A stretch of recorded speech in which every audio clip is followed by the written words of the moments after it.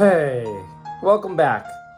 Well, we're going to talk about a movie today that unfortunately is not great, but it is quite interesting. So at least that's something. I was thinking, I think this is like the 14th or 15th or 16th movie from 1972 that I've done so far, and only 2 of them have been as high as 7 out of 10, and that's only 2. It's been like 2 months since I've seen one that I thought was 7 out of 10. So I don't know. So far, not a super strong year, although I know at some point in this year we're going to be watching Last House on the Left, and that movie is amazing. So at least we have that to look forward to. Anyway, let's talk about this one, which has a great poster. Let's see if I can pronounce this. The Italian title is Etruscan uccide ancora, which means the Etruscan Kills Again.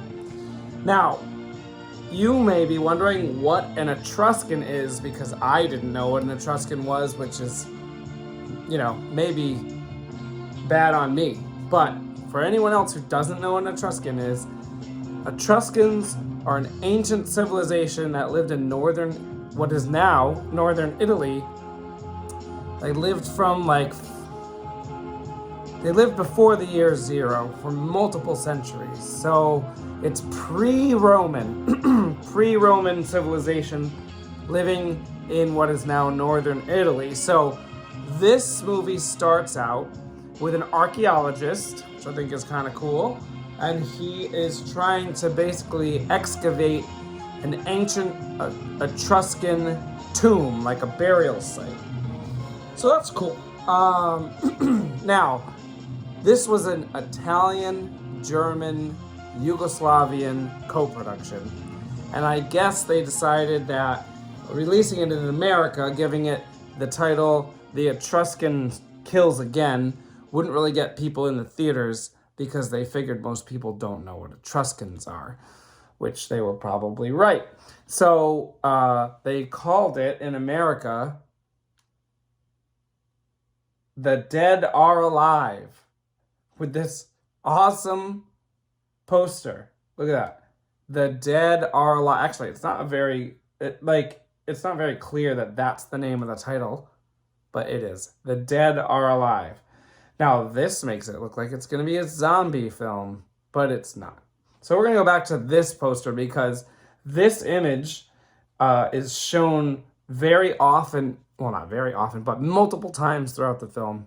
This is a picture of an Etruscan god who I guess people made human sacrifices to. Now, I didn't look up to see if that's historically accurate, but that's what they say in the movie. So anyway, the archaeologist is excavating this burial site, and then 2 random people sneak into it to have sex, and then they get killed, and you don't see the killer, but the killer kills them with an archaeological tool. So you might think that it's the archaeologist that did it. You are also sort of led to believe, because there's heavy breathing and almost inhuman sounding breathing. I think you're just kind of supposed to believe, oh, what happened there? I think you're kind of supposed to believe that it's like a supernatural force that's killing them. Like maybe this god came, because you see the picture of this guy right at the beginning. So also, I don't know if that heavy breathing is in the Italian version or not, because it kind of sounds like it's a zombie breathing, which would go along with the American poster. So that might be an English dub only breathing, because I don't even think that breathing comes back later in the movie. But at least in the beginning of the movie, you probably think it's a zombie if you are seeing it by basing it off the American poster. Anyway, what it really is like a giallo. And so there's all these characters. Like any good giallo is going to have a lot of characters in it. And then you are trying to figure out which character it could be. But I would say this is not a super great example of a giallo, because it's not that exciting, really. There are multiple killings in the movie, but some of them are off screen. They're kind of all off screen. Like some of them you just see like this like archaeological blunt object like swinging around, and then you see blood on the people, but you don't really see it strike the people. And that's really the only weapon that's used is this blunt object.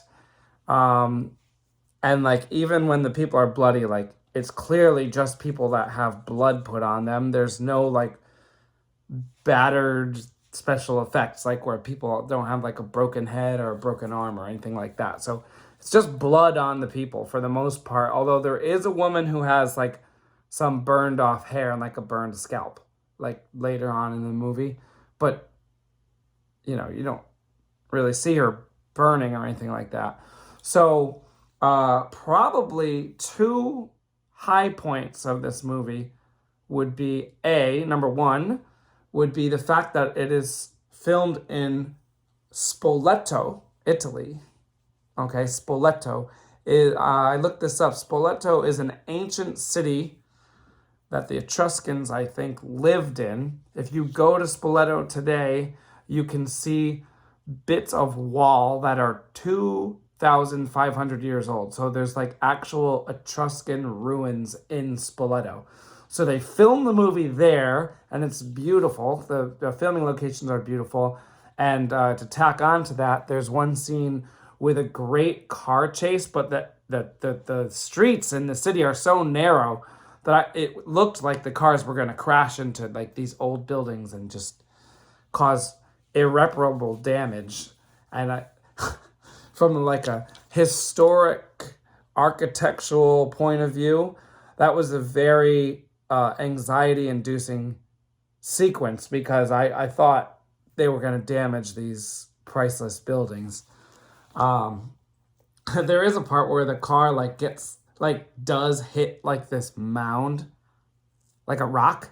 I guess it was like a rock, and I don't know. That was exciting. That was definitely the most exciting part of the movie. Anyway, the other highlight, I guess, of the movie, which the plot and the story are not, unfortunately, but the other highlight is the extremely impressive list of credits we have here. So I'm going to go through this here. First of all, one of the less impressive credits is the director. It was directed by Armando Crispino. He only ever directed 8 films.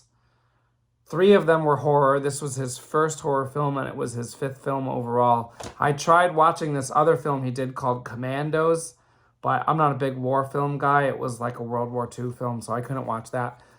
I just could not get through that. And then the other films that he did, a Western, which I probably might have liked, except I couldn't find it anywhere. And I think he did 2 comedies. Okay, so the main character, the archaeologist, is played by Alex Cord. Alex Cord, I've never seen him in anything else. He was in dozens of movies. He was in 6 horror movies. This was his second of 6 horror movies. The only one he did before this was from 1971. We did not do a video on it because it was a short film, and it was an adaptation of, I think, The Telltale Heart. Definitely an Edgar Allan Poe story. I'm pretty sure it was The Telltale Heart. So Alex Cord, main guy. The main love interest, which had me very excited, is Samantha Eggar. Now, this is Samantha Eggar's first horror film, but later on, she would go on to be in The Brood. Yes, if you have not seen The Brood, you need to go see it. You need to see it as soon as possible. It's an amazing movie. David Cronenberg's 3rd horror film, The Brood. And she plays an insane role in it. If you've seen it, she is like the mother in The Brood, which is like, if you've seen it, then that's enough. And if you haven't seen it, you got to see that one. It's like one of my favorite horror movies, really. So I was excited that she was in this. This is her first horror movie.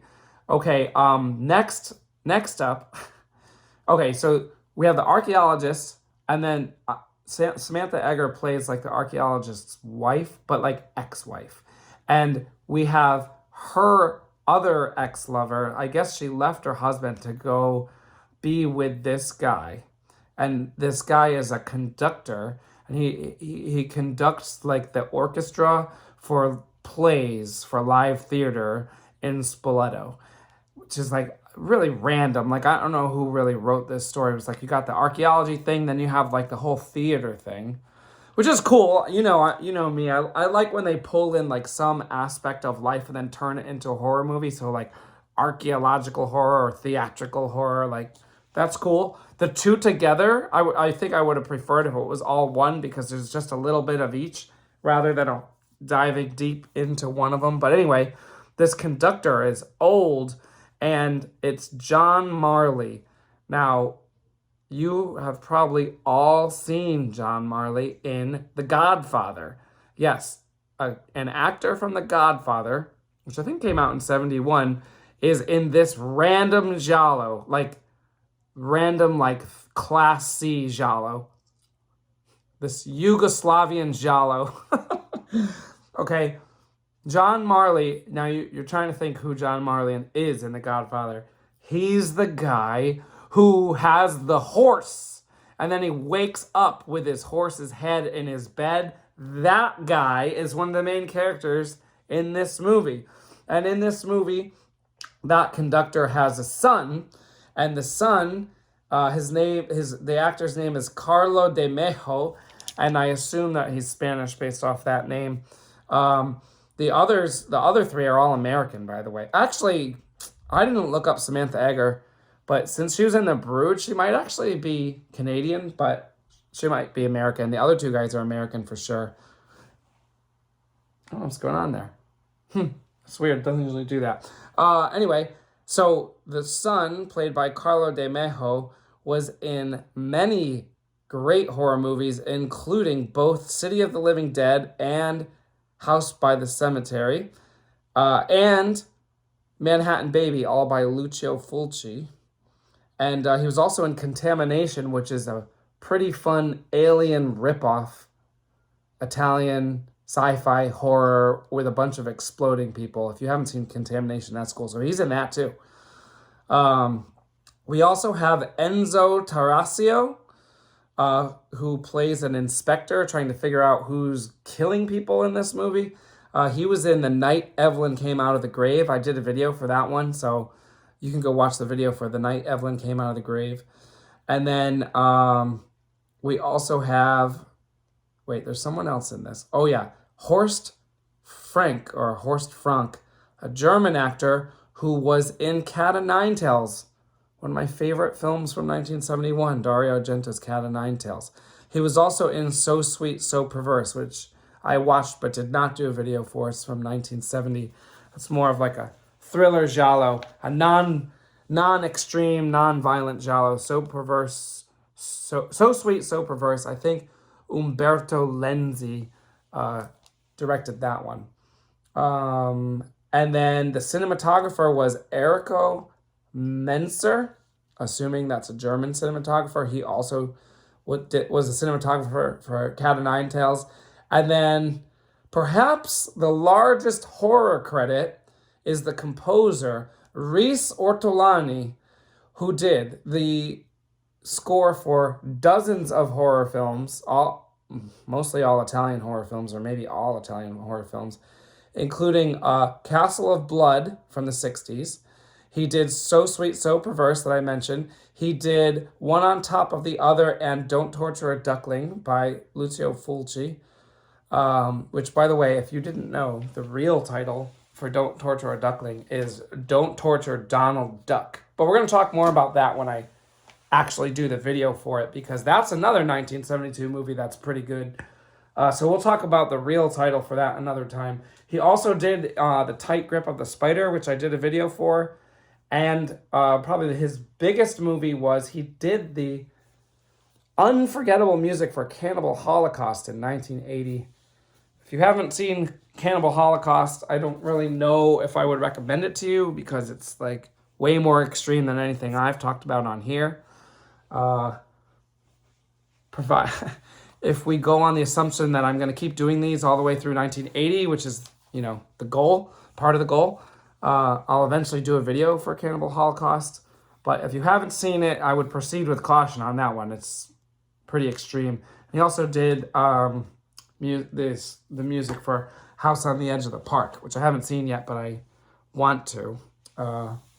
That's Ruggero Deodato, the same guy who did Cannibal Holocaust. So this one gets a 4 out of 10. Mainly because aside from all the highlights that I went through, it's kind of boring. It actually feels like a soap opera because you've got the archaeologist and then you got the girl he likes, but she's with this other guy, but the other guy's married, and then the other guy has a son, and then the son's upset because his dad's cheating on his mom, and there's like, oh, well, maybe the woman really likes her original husband after all, and there's so much soap opera drama in it, and it's an hour and 45 minutes long, which is long. Like, for a horror movie, that's long, right? 80 to 90 minutes is normal for a horror movie. Beyond 90 minutes, you have to, like, be good. You know, you need to justify the length. There's some good horror movies that are over 2 hours long, but if it's not good, you don't want to watch a horror movie that's more than 90 minutes, especially for most horror fans that are looking for, like, the violence aspect. There's, like, not a whole lot of that here. The music, by the way, even though Riz Ortolani did the music for Cannibal Holocaust in 1980, which is amazing music, the music here is not really that special.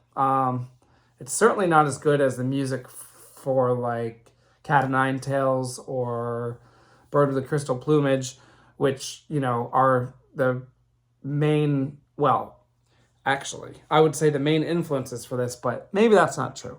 So there have been gialli in the 60s, but none of them are really that great, in my opinion. None of them are really that exciting. None of them are really that violent. And, of course, as I've said in many different videos, Dario Argento comes along in 1970 and ramps up the subgenre, the giallo subgenre, makes them more violent, more interesting, better music, better stories, like, extremely well written. And, of course, we've got the whole animal theme. We have all these gialli in the early 70s where we have, you know, animal-sounding titles. And this one doesn't have an animal-sounding title. And I didn't really get that they were trying to do this, but there's this one character who kills animals in this movie, including a spider and I think some kind of bug that looks kind of like a really large grasshopper or praying mantis, although I assume it's some kind of European bug that we don't have here, but it's a big green bug. He lights these bugs on fire. I read on IMDb that he kills a lizard, although I did not see him kill a lizard in the movie. Maybe I missed that. But anyway, apparently that's to show that this movie is not influenced by Dario Argento's Animals gialli, which I think is a little bit silly. But I read another thing that said that Argento acknowledged that this is one of the few gialli from the early 70s that didn't rip him off. That's what that's a paraphrase quote. So I give this one 4 out of 10. Too much relationship drama, not enough everything else.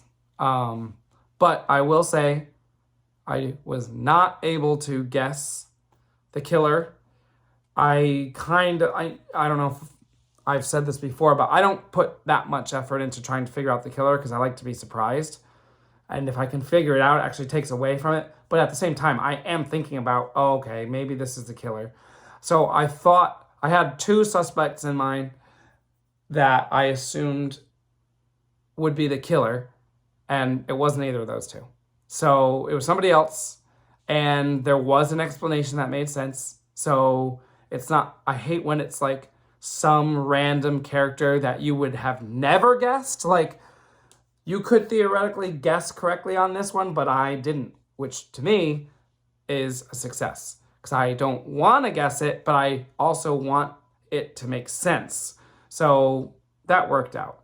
But, you know, better special effects, more twists in the story, and it could have been a lot better, but it wasn't quite there. And, of course, it's all dubbed. I don't know if these American actors dubbed their own voices I don't know any of them well enough to know for sure if that was their voice.